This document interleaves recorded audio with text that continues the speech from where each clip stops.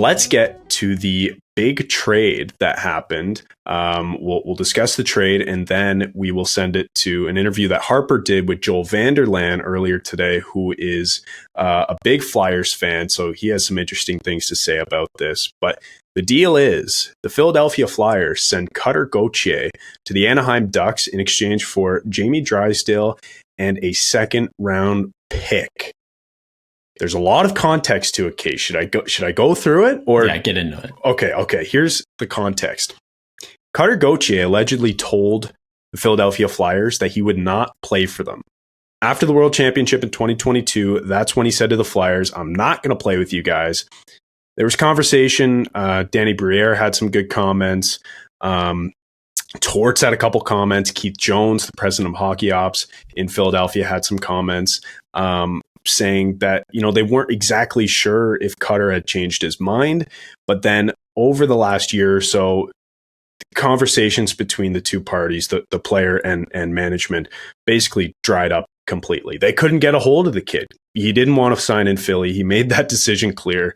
And it seems like ever since then, Philadelphia has been quietly shopping him. And just yesterday, they finally found a suitor.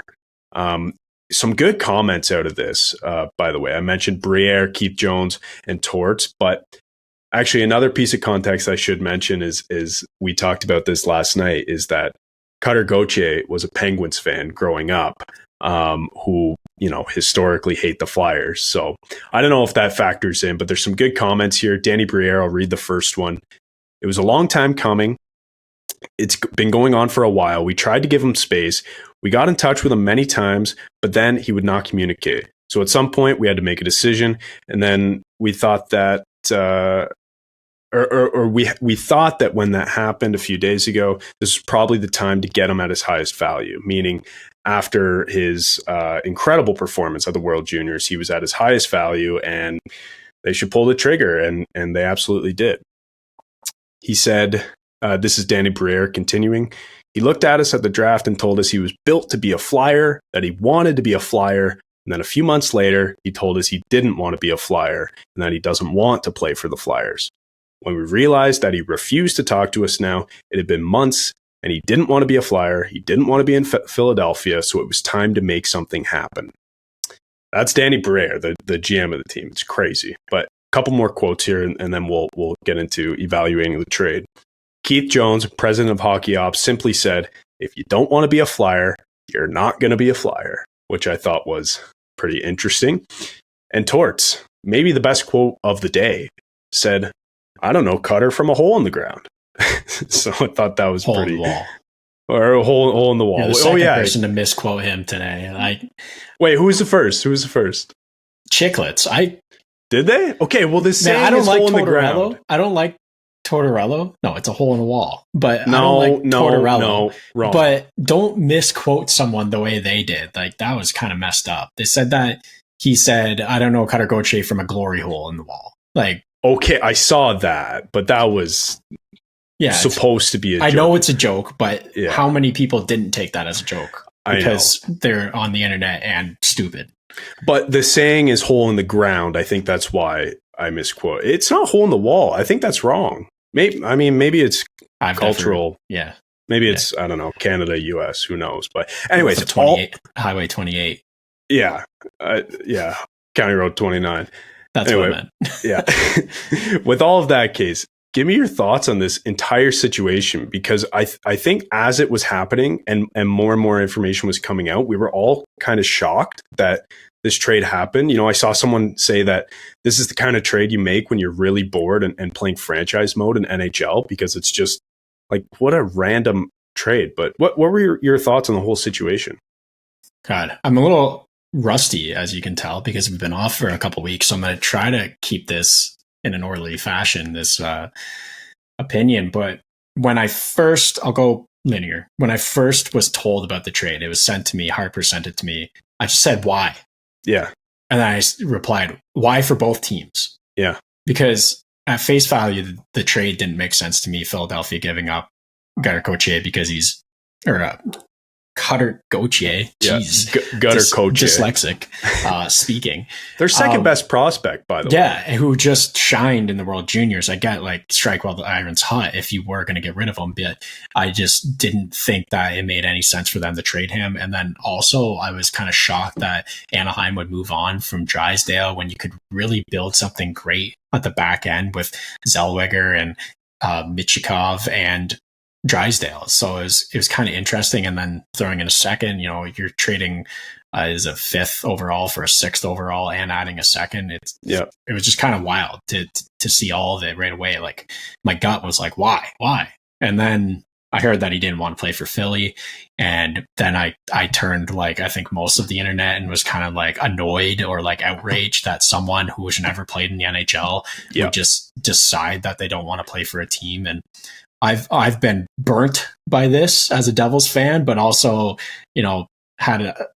it's shown favorably on us as well because Alex Kerfoot did the same thing. Obviously, he's not a Cutter Gauthier, but he decided he didn't want to play for New Jersey and went to Colorado. And Will Butcher decided he didn't want to play for Colorado and went to New Jersey. So that worked out in the end.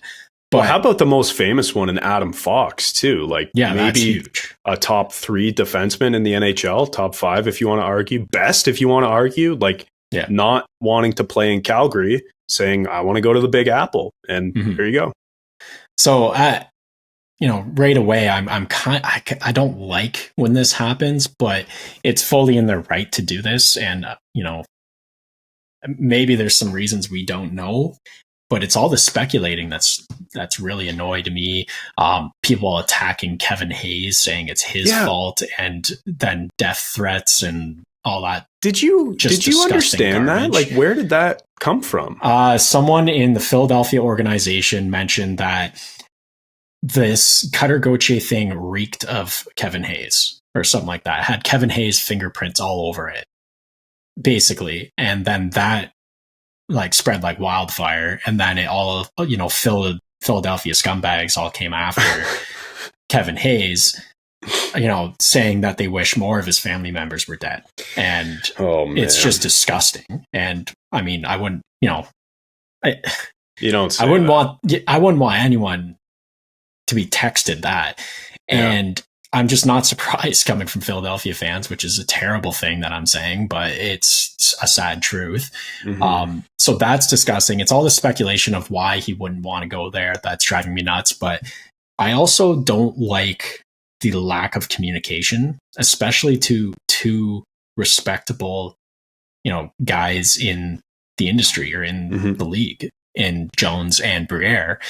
And I have to wonder if the old boys club of the NHL is still alive and kicking, like how is this going to play out on his future? Because, you're disrespecting two pretty well respected guys.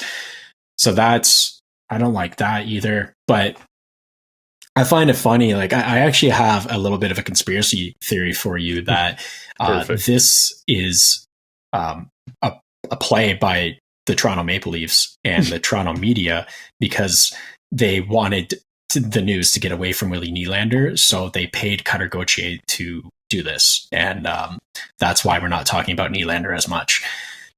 That's my conspiracy theory. But I mean, I feel like signing Nylander is a positive thing. No, I feel like they would want people to talk about it. There is some hate. The media is pretty bipolar when it comes to Toronto, no matter what they do. So I think they just would rather not talk about it. But in the end, all of this being said, I don't think it matters that much in the end, because all things considered, they got a great return. Yeah. Maybe, half the time when this happens, the guy walks. You lose an Adam Fox, you lose a Will Butcher, Jimmy Vesey, Alex Kerfoot, Eric Lindros. Like, there's all these guys. Well, different, but same idea. Same idea. You either lose them for free or you panic sell and don't get great value for them. Well, I think this worked out. Like, they traded him. It was very smart to wait until after the World Juniors because he looked great in that tournament. Best forward. So the best time to sell him would be right now, considering he's never played an NHL game. And in return, you got a high draft pick, puck moving defenseman, what everyone covets in the league, especially Philadelphia, considering they have none of those. So it's worked out pretty good there. And the fact that Jamie Drysdale he played 100 and change NHL games already.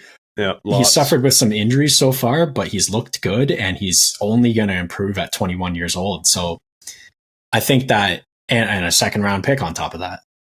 I think they got a good return in the end. I think eventually this will blow over until they play Philadelphia next year, and then it'll get brought up again. But other than that, like, this is such a flash in the pan. Yeah. It seems like there's more to this story, and it's probably going to trickle out as the days, weeks, and months go on.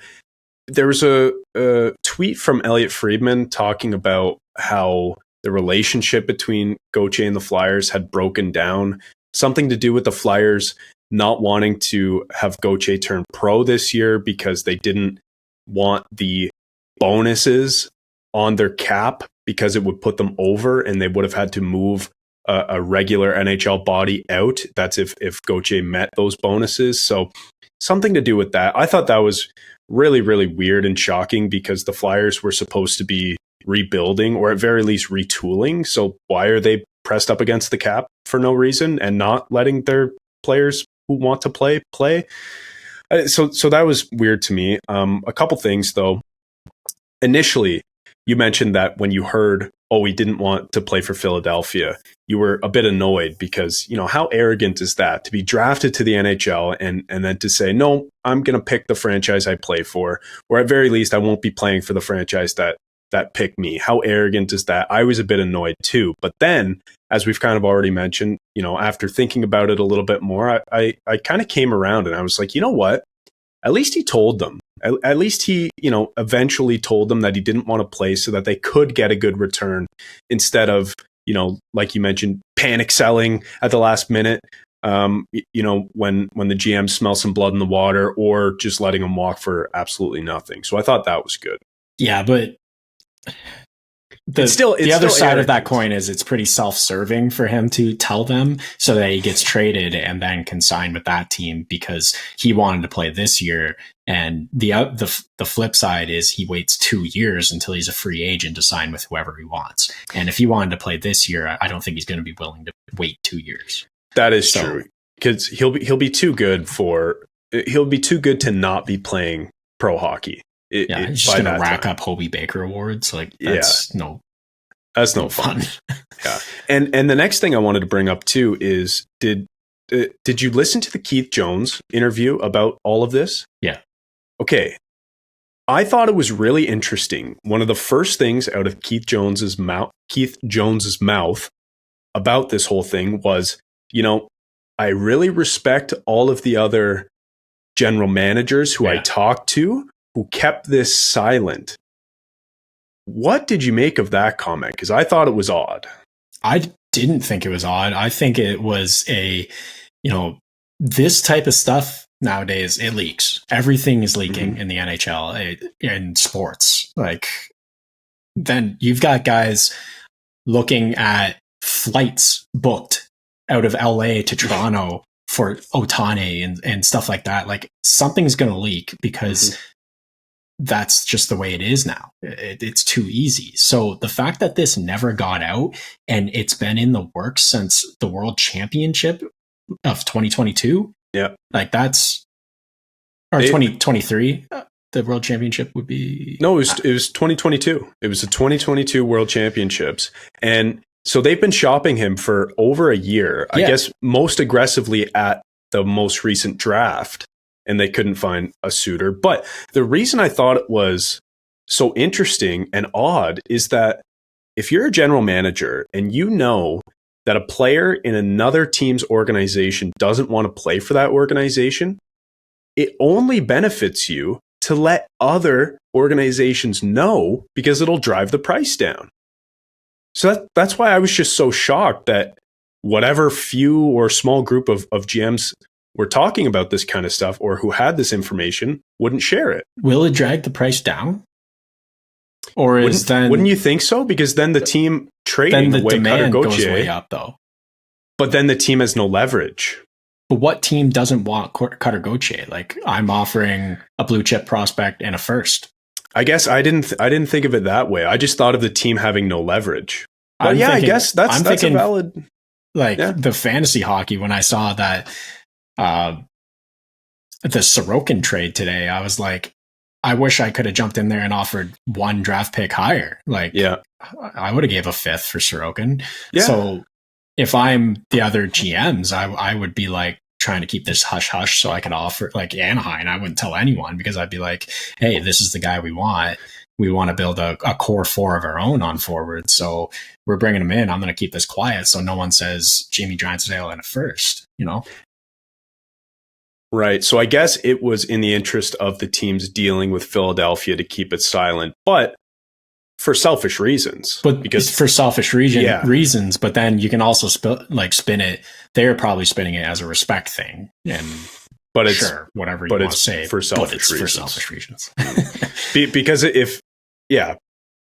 Because Keith Jones was happy that they didn't share this info, because then they would have lost all of their bargaining power in a trade, even though it would have created a bidding war, probably, because Cutter Gauthier is a good prospect. I mean, we argued at the time, in the draft episode, that he probably went too high in that draft at 5th overall. There were some other good players available, but he's still a pretty damn good prospect. And if you think back to when we were arguing that, we were arguing it in the light of like, he only went that high because he fits the mold of Philadelphia so well. Yep. Dude, he would have been a great flyer. He fits it perfectly. Yeah. So that's funny to look back on now. Yeah. But it is pretty interesting too that, I heard that someone said today that Anaheim has been looking at Gauthier for a while. They wanted to draft him in that same draft, and the chips just didn't fall that way. So it's interesting anyway, but is that all we have on the trade? I'm trying to see if I have anything else in my notes here. I guess, I do have a question. Trade grades is what I want to finish off with. Anaheim trade grade and Philly trade grade. Oh, it's probably an A+ for Anaheim and a minus or an A for Philadelphia. Like I don't think I see this going much better. Yeah, I mean, Philly, really made the best of a bad situation. Exactly. And got a pretty damn good return for it, too. So, I gave an A and a B+, respectively. So there you go. It's funny, just quickly, it's funny that a guy is willing to leave his country of Russia to play for the Philadelphia Flyers, and then a guy from the United States, born in Sweden, is unwilling to move to Florida to play, or Philadelphia to play. So that is true. That's interesting. Funny how that works. Something going on there today. Actually, I don't know if you saw this, but I thought I'd mention it. Did you see the Sean Avery clip today talking about this situation? Yeah, I know you're a Sean Avery fan. Turns out Cutter Gauthier liked it. And Sean Avery was just trashing Philadelphia, their fans, their management, Danny Brier's son, all of that stuff going on. So, and Cutter Gauthier liked it. So I guess he is a real, he's in the thick of things here. He's in the weeds. And when he comes back to Philly, he's going to try to torch them on the ice. So, better keep his head up. Yeah, it'll be must-see TV, that's for sure.